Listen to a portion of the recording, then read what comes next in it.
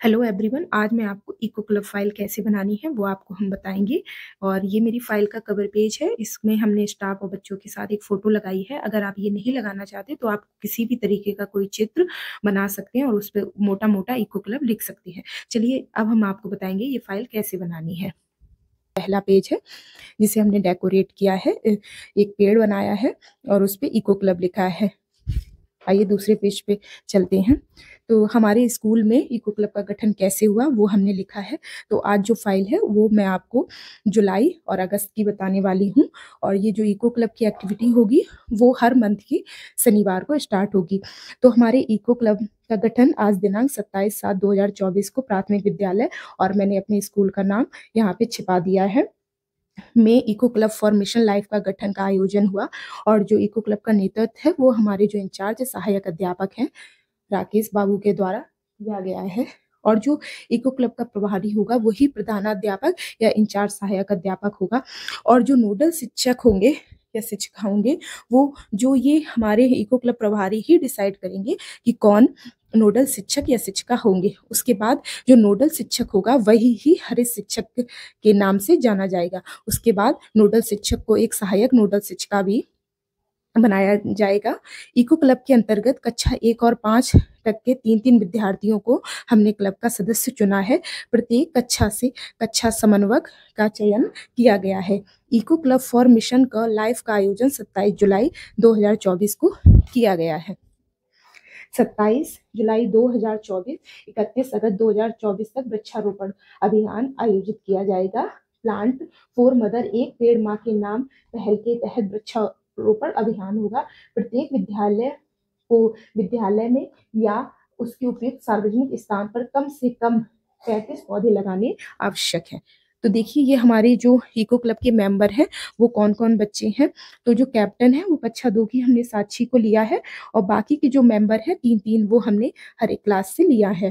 Class 1 से आयुष राधा सत्यदेव लिए हैं, और क्लास 2 से भी इसी तरीके से बच्चे लिए हैं, 3 से 4 से। अब हमें क्या समन्वयक या कोऑर्डिनेटर बनाने हैं जो कि हर एक क्लास से एक एक बच्चा होगा।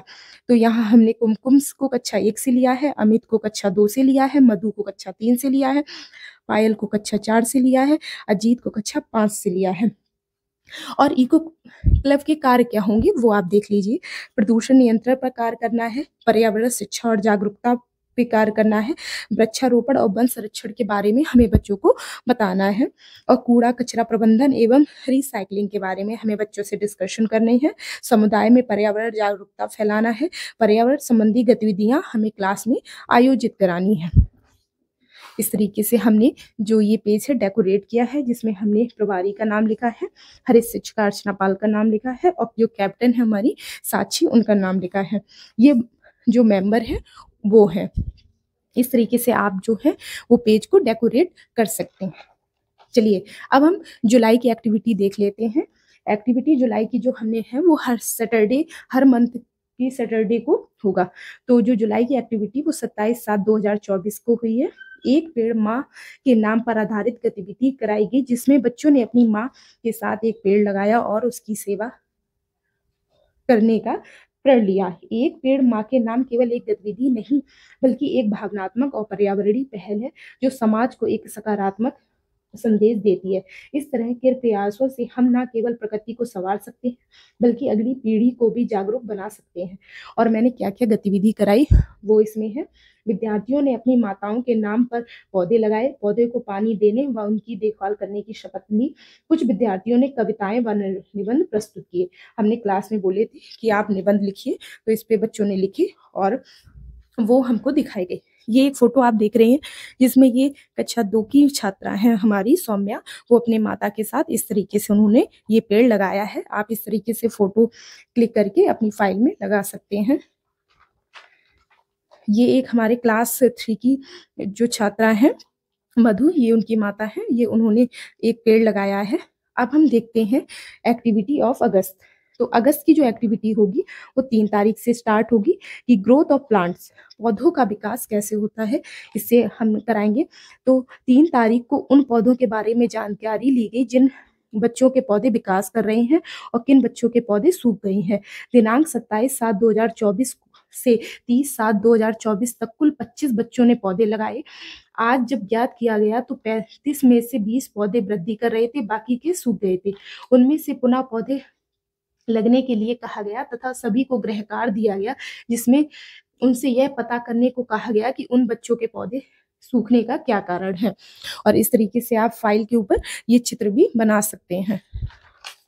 अब देखिए हमने जो दूसरी एक्टिविटी है वो अगले सैटरडे को है, जो 10/8/2024 को हमने कराई है, और ये बायोडाइवर्सिटी के बारे में हमने बच्चों से इस बारे में बात की है। इस तरीके से आप बना सकते हैं। और जो हमने एक्टिविटी कराई है वो देख लीजिए। तो आज दिनांक को इको क्लब के अंतर्गत बच्चों को जैव विविधता के विषय में बताया गया। बच्चों को बताया गया कि प्रकृति में कई तरीके के जीव जंतु, पेड़ पौधे और छोटे बड़े कीड़े मकोड़े होते हैं, यही जैव विविधता है। उदाहरण भी उन्हें हमने दिए, जैसे हमारी कक्षा में सभी बच्चे अलग अलग हैं, वैसे ही धरती पर कई तरह के जीव जंतु, पेड़ पौधे होते हैं। खोजो और पहचानो खेल खेले हमने खिलाया। बच्चों को पेड़ पौधों, फूल पत्तियों, कीड़ों के नाम बताने के लिए कहा गया।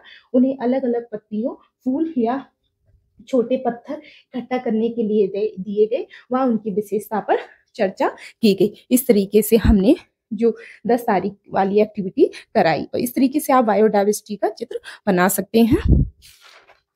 अब देखिए डेट 24 तारीख को हमने क्या किया, क्योंकि 24 तारीख को लल छठ के उपलक्ष्य में महिला अवकाश होने के कारण मैं स्कूल में मेरी अवकाश था, इसलिए हम जा नहीं पाए।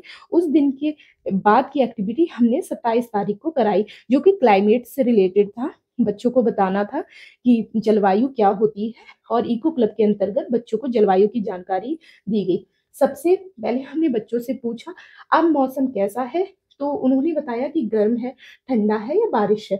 फिर बताया तो उसके बाद मैंने बताया जब किसी जगह का मौसम लंबे समय तक एक जैसा बना रहे तो उसे उस जगह की जलवायु कहते हैं। उदाहरण के लिए मैंने उनको समझाया कि राजस्थान में बहुत गर्मी पड़ती है, क्योंकि वहाँ की जलवायु गर्म व शुष्क, जिसे हम सूखी है।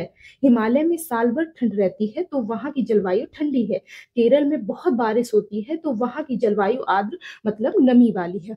और इस तरीके से हमने क्या किया, ब्लैक बोर्ड पर चित्र बनाए और उन्हें मौसम और जलवायु में जो भी अंतर है वो हमने उनको समझा दिया।